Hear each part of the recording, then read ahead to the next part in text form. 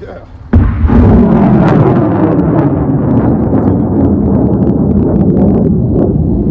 Oh, we done.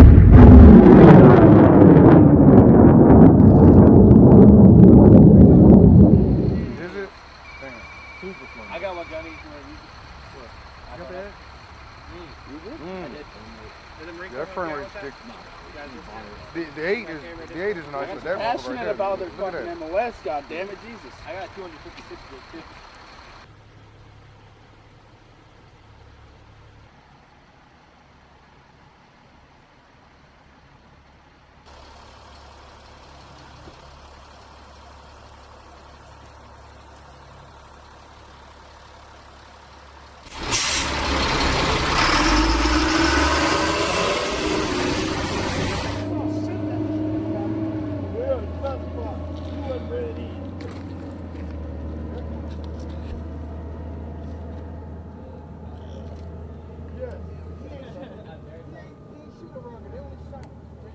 Oh yeah, we were not bringing our phones in the cab. I got like, how much did you say that was, Corporal? Like 50,000. 60,000? 50. There you go. God damn. That's a new truck. That's a new truck right there. That's a mortgage on a house. They're laying now. Buy a new fucking. Oh, there you go. Hey, they're laying, but I can't get out. But I can't get a fucking M4. Once he shoots, reload. Yeah, they got CBC and they can't hear shit. Doing landscape and portrait. Yeah.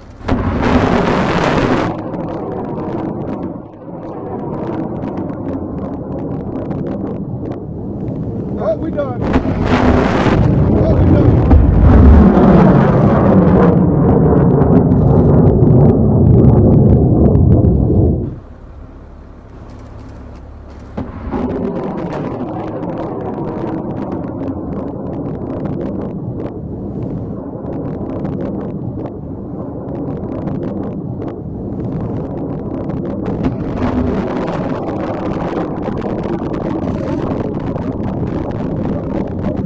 Foreheads on foreheads, man. Go home. Index.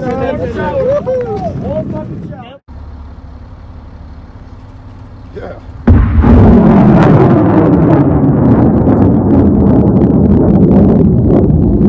Oh, we done.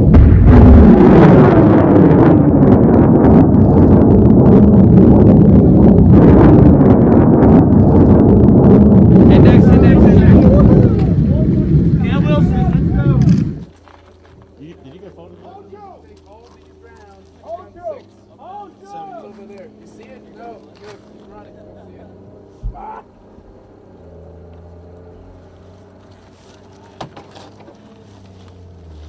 I thought that was it. I was like, oh, fuck.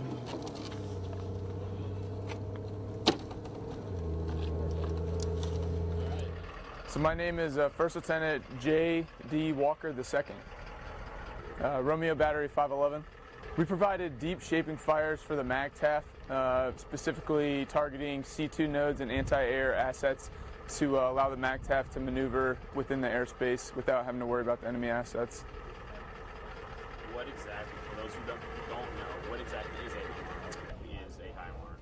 It's a M142 high mobility artillery rocket system. It has a pod that can store 6 GMLRS guided multiple launch rocket systems, or 1 TACMS rocket, and has a deep shaping capability with multiple fuse and round combinations that provide multiple different assets to the ground forces that are doing the call for fires. So I personally have employed them via raids to Twentynine. I've been on deployment with these assets to Okinawa, and just here in 29 Palms or Camp Pendleton. So specifically today it was important because we got to shoot the Mike 31 Alpha 1 GMLRS, which is the rocket that they're actually using in country today. The Mike 28 Alpha 2 is a practice round that adds a lot of training notionalisms to it, but this round today is what they're actually using in combat currently. So it gives the Marines a real good perspective of, if the battalion were to be deployed, exactly what they would be doing, providing those fires for the ground and maneuver elements. First Sergeant Antonio Thomas, ANTONIOTHOMAS. I'm part of Romeo Battery 511. All right. This morning, the mission for the Himars was to show our capabilities of the system that we have. It's a unique system because it's the only one in our arsenal. A Himars is a high mobility rocket system. In layman's terms, it's a rocket launcher. This training is important because on our day-to-day routine, we don't get to just drive anywhere and shoot rockets. Out here in 29 Palms, we're able to train in an environment that's different from what we're used to, and we can also exercise all of our capabilities a little bit better than some other places. This training benefits not only our battery and our battalion, but it also benefits the entire division, and it shows our capabilities of what we can do in any situation, what we're capable to do. We would employ these Himars in anywhere where indirect fire is needed across any theater. So my name is Justin Kreshak. I am 5'11", and I'm a sergeant. Can you spell your last name, please? That's K-R-Y-S-I-A-K. So this morning our mission was to put targets downrange. We're trying to destroy a target in support of Steel Night 2018, and we were able to successfully put those rockets downrange. So Himars is a high mobility artillery rocket system. It's able to put rounds downrange farther than what you would normally see with cannons, which is traditionally used in artillery. So my role is to make sure that everyone's able to communicate, because without communications, no one shoots, no one moves. So without having that comm aspect, no one's able to essentially do their job. So with my guys moving with speed and intensity, getting those antennas up in the air so everyone can talk is extremely vital to the mission. Oh, this training is extremely important because we are in support of the grunts, so whenever they call for close air support, or not close air support, whenever they call for artillery, we have to be there to support them. So if we aren't able to get our antennas up and get talking in a very limited amount of time, people are dying downrange. So I know whenever we were training during this field op, we were struggling with antennas.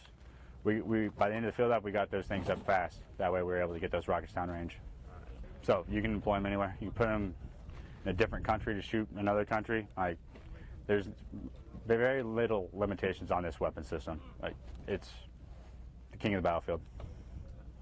My name is Dwayne, D-W-A-Y-N-E, Littlejohn, L-I-T-T-L-E-J-O-H-N. So I'm the battery commander of Romeo Battery 511. So the mission this morning was to service targets in support of deep shaping operations for 1st Marine Division for Steel Night 18. We were able to shoot multiple rockets to destroy air defense artillery systems in order to enable the MAGTF to press through and continue the mission. So a Himars is a high mobility artillery rocket system.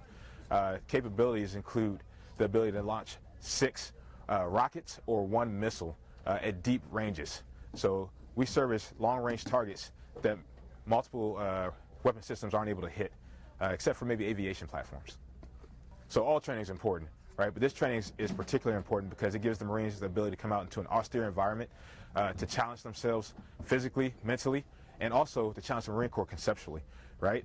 But a lot of people haven't been able to see GMLRS shot live fire in any sense. And so for us to be able to come out and show them the capabilities in a training environment is huge. Not only do they understand what the weapon system is a little bit better now, they understand the effects that it can have, which are pretty lethal. So GMLR is a guided multiple launch rocket system, and that's the 6 rockets that I kind of spoke about earlier. So this training again benefits the MAGTF as a whole. It benefits us, allows us to get better at our TTPs in order to support whatever unit is requesting our services. And it benefits the MAGTF because they not only have a better understanding of the capabilities of a Himars unit. We're a very small unit in the Marine Corps. There's only 1 active duty Himars unit, and that's 511. And we're 1 of 4 batteries that can do the job that we were able to do today. So Himars can be employed anywhere. Anywhere the MAGTF commander wants to put us, we'll find a way to get the job accomplished.